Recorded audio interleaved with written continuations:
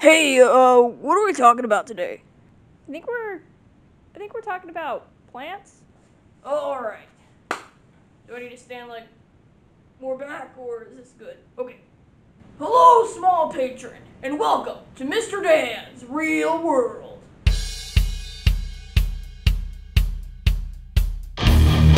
Today, Mr. Dan wants to talk to you about something delicate, beautiful, and potentially deadly.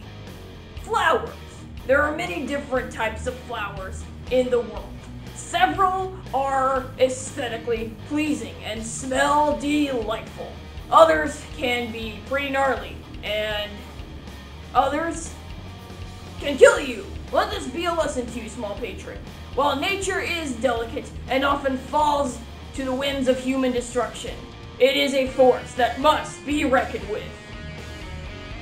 Mr. Dan!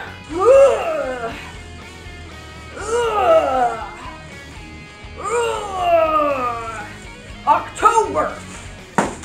Now, you may have noticed alongside the road a great many of flowers. Some of them are lovely and pink. You may have even seen some daffodils. But we are going to focus our attention today on the white flowers on the side of the road. Now, small patron, before you go pulling up those flowers for a wildflower bouquet for Mother's Day or as a gift to your S.O.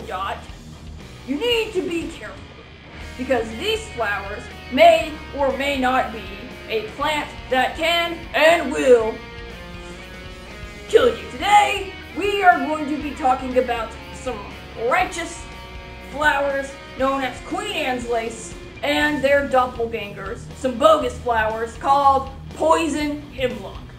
Now, Queen Anne's lace and poison hemlock, they grow about the same height, they grow about the same time of year, and they can grow near each other. Both of these flowers are in the same family, and both have hollow stems with fern-like leaves, and the flowers on these plants grow into these groupings called umbels. Now I know what you're asking, small patron. Whoa, Mr. Dan, these plants sound way too similar. Mr. Dan is going to give you the tips on how to determine whether the flower that you are looking at is Queen Anne's lace or poison hemlock. Now, Queen Anne's lace is actually a form of wild carrot. However, by the time you see the flowers blooming, the carrot will be inedible. The same cannot be said for poison hemlock. Within 2 hours of ingesting poison hemlock, your body will start to fail completely.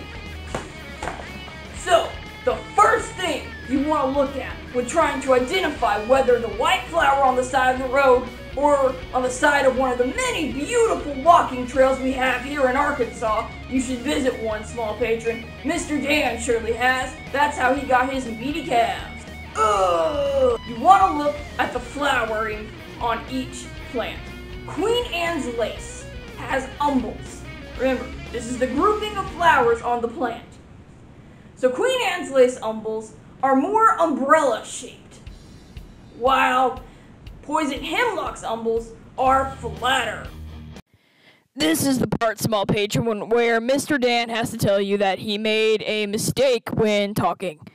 It is the plant of hemlock that has the umbrella-shaped umbels, while Queen Anne's lace are more flatter. Mr. Dan apologizes and hopes that you will understand. Another thing that you can look at, small patron, is the stem of the plant. If it's covered in hair and has no purple splotches on it, you are looking at Queen Anne's lace. If the stem is hairless, but it has a bunch of purple splotches on it, leave that plant alone. It's going to harm you because it is poison hemlock. Mr. Dan requests leaves. Thank you. Another thing you want to look at, small patron, is the flowering at the center of the plant. In the middle of that flower, if you are looking at Queen Anne's lace, is a tiny reddish purple splotch. Now, the legend around Queen Anne's lace is that a long time ago there was this Queen of England named Queen Anne, and she was sewing some lace or something, and when she pricked her finger, a drop of blood fell into the middle, okay, of the flower, and they've grown like that ever since. Mr. Dan doesn't put much faith in wives' tales and legends like that, but it sounds pretty cool.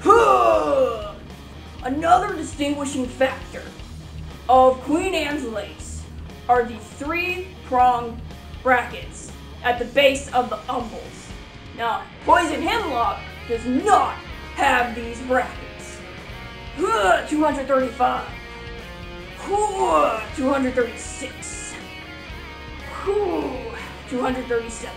Remember, when you are trying to identify whether a plant is poisonous or not, always be careful.